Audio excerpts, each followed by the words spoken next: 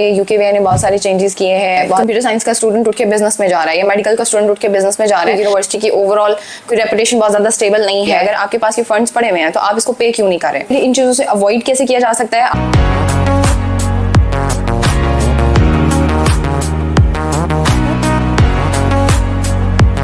अस्सलाम वालेकुम एवरीवन, कैसे हैं आप सब लोग? मेरा नाम है फ़ज़ा एजाज और आज हम बात करेंगे बहुत ही इंपॉर्टेंट टॉपिक के बारे में जिनको लेके स्टूडेंट्स काफ़ी ज़्यादा परेशान हैं। Either we should apply for UK study visa और नॉट। एट दिस मोमेंट अगर हम देखें तो इस टाइम मार्केट में बहुत ज़्यादा सिचुएशन हुई हुई है, जिसका रीज़न ये है कि यूकेवीआई ने बहुत सारे चेंजेस किए हैं, बहुत सारे इश्यूज़ का सामना करना पड़ा है स्टूडेंट्स को। और स्टूडेंट्स अब इस चीज़ को लेके परेशान है कि आइदर हम यूके में अपनी फर्दर स्टडीज़ के लिए अप्लाई करें या फिर उसका ऑल्टरनेटिव कोई अगर हमारे पास ऑप्शन अवेलेबल है, या फिर कौन सी ऐसी चीज़ें हैं जिनकी वजह से या जिन इश्यूज़ की वजह से जो है वो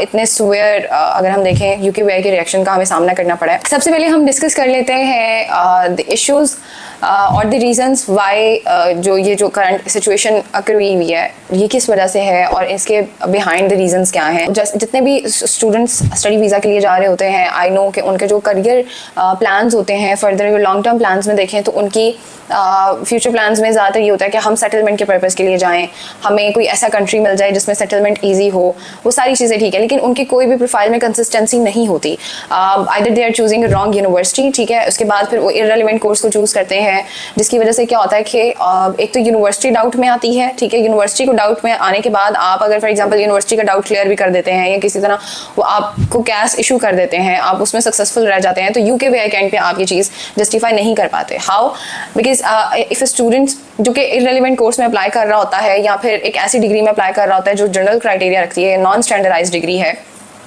और पीछे से उसका बैकग्राउंड जो है वो टेक्निकल डिग्री का है, कंप्यूटर साइंस का स्टूडेंट उठ के बिजनेस में जा रहा है या मेडिकल का स्टूडेंट उठ के बिजनेस में जा रहा है, तो वो इस चीज़ को जस्टिफाई नहीं कर पाता और उसकी प्रोफाइल में कंसिस्टेंसी नहीं रहती। आइदर उसने ये किया होता है या फिर वो इररेलेवेंट कोर्स को रखने के बाद आपका जो वर्किंग एक्सपीरियंस शो करवा रहे होते हैं वो इररेलेवेंट शो करवा रहे होते हैं, आपका पर्सनल स्टेटमेंट मैच नहीं कर रहा होता, आपके इंटरव्यूज़ में कोई जो है वो आपकी कंसिस्टेंसी फील नहीं हो रही होती, जिसकी वजह से वीज़ा ऑफिसर वो डाउट में आ जाता है कि आइदर ये स्टूडेंट का पर्पज़ जो है वो डिग्री लेना भी है या नहीं। और उसके बाद फिर जो सेकंड मेजर रीज़न होता है यूनिवर्सिटी सिलेक्शन का भी इशू आ जाता है। लेकिन एक चीज़ जो मैं हमेशा स्टूडेंट से रिक्वेस्ट करती हूँ कि आपको एक दफ़ा अपनी प्रोफाइल के अकॉर्डिंग भी देखना चाहिए कौन से अच्छे institute, her institute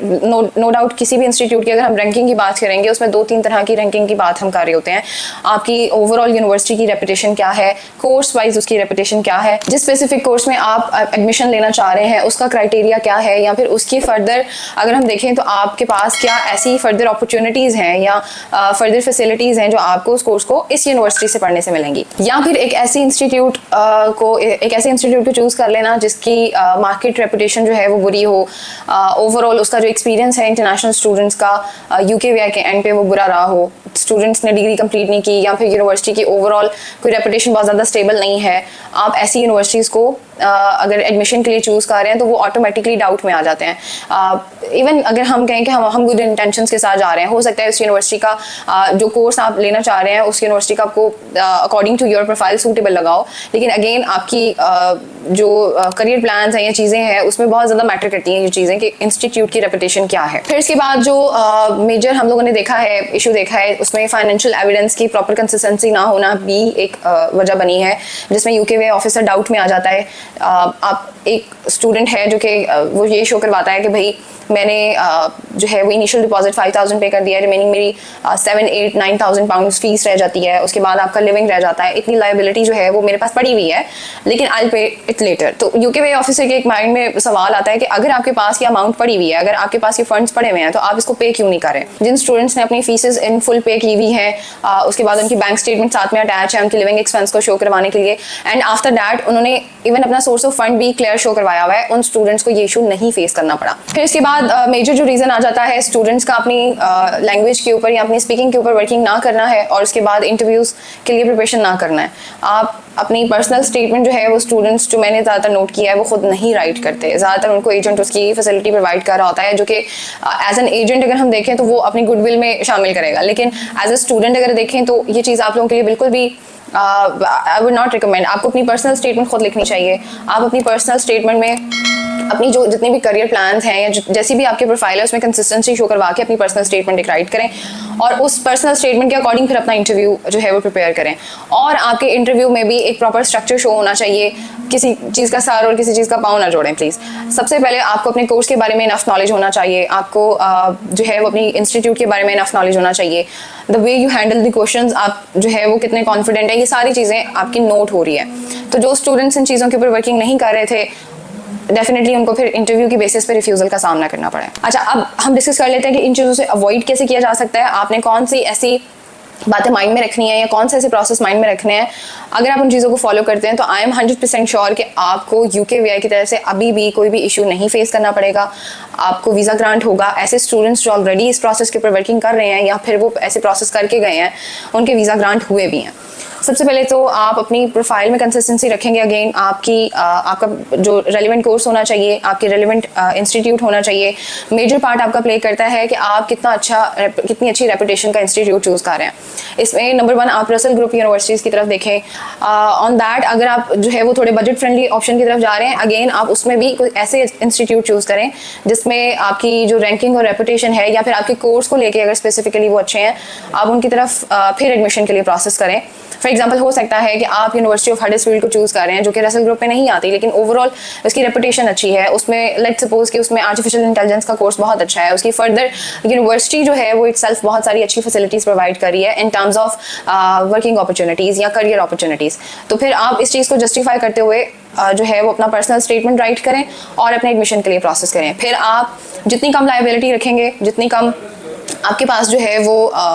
let's suppose के हम कहते हैं कि हमारी विद होल्डिंग अमाउंट जो है वो जितनी कम बचेगी, हम जितना ज़्यादा पे करके जाएंगे हमारे पास उतनी ज़्यादा क्लियरेंस आएगी कि एक स्टूडेंट है जिसने अपनी मैक्सिमम फीस डिपॉजिट करवाई हुई है तो UKVI उसके एंड पे थोड़ा कम डाउट में आ जाता है कि ये वहाँ पे जाके स्टडी स्किप ना कर दे, उसके बाद आपकी जो है वो फर्दर फीस पे करने के लिए डिले नहीं करेगा। तो ये कुछ इशूज़ होते हैं जिसकी बेसिस पे UKVI ऑफिसर नोट कर रहा होता है प्रोफाइल में कि स्टूडेंट किस जो है वो चैनल के थ्रू जा रहा है। फिर एक मोस्ट इंपॉर्टेंट बात अगर हम लोग पॉइंट को जहन में रखें वो ये है कि आप अपनी लैंग्वेज इंप्रूव करें थ्रू वैलिड सोर्स। आप अपने वैलिड इंग्लिश टेस्ट परफॉर्म करें, इसमें IELTS भी आ जाता है, इसमें PTE आ जाता है। आप इन 2 टेस्ट में से ही कोई टेस्ट चूज़ करके परफॉर्म करें क्योंकि इनकी जो एक्सेप्टेंस रेशो है at the end of university and UKVI वो हाई है, क्योंकि एक तो लैंग्वेज इंप्रूव होती है जो कि फर्दर आपको इंटरव्यूज़ में जो है वो ये बहुत ज़्यादा हेल्पफुल है और आपकी स्पोकन की इंप्रूवमेंट के लिए बहुत ज़्यादा हेल्पफुल है। और दूसरा, अगर हम लोग देखें स्टूडेंट्स जो कि ऑनलाइन टेस्ट परफॉर्म करके एक्सटर्नल टेस्ट परफॉर्म करके जा रहे थे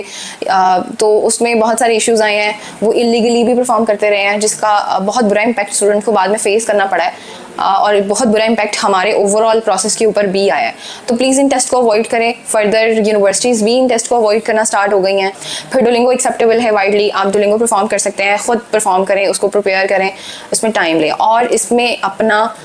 जो एप्लीकेशन साइकिल है उसको माइंड में रखें। बहुत सारे ऐसे स्टूडेंट्स जो कि एप्लीकेशन डेडलाइन का वेट करते हैं, एप्लीकेशन डेडलाइन का वेट ना करें।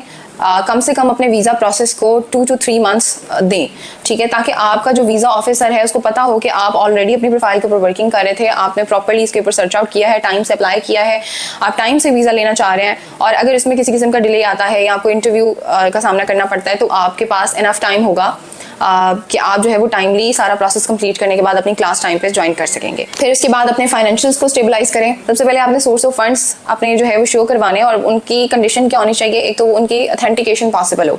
ट्रेसेबल हो, आपकी जितने भी सोर्स ऑफ इनकम है आपकी ट्रेसेबल हो, प्रॉपरली उसके एविडेंस आपने शो करवाए हों,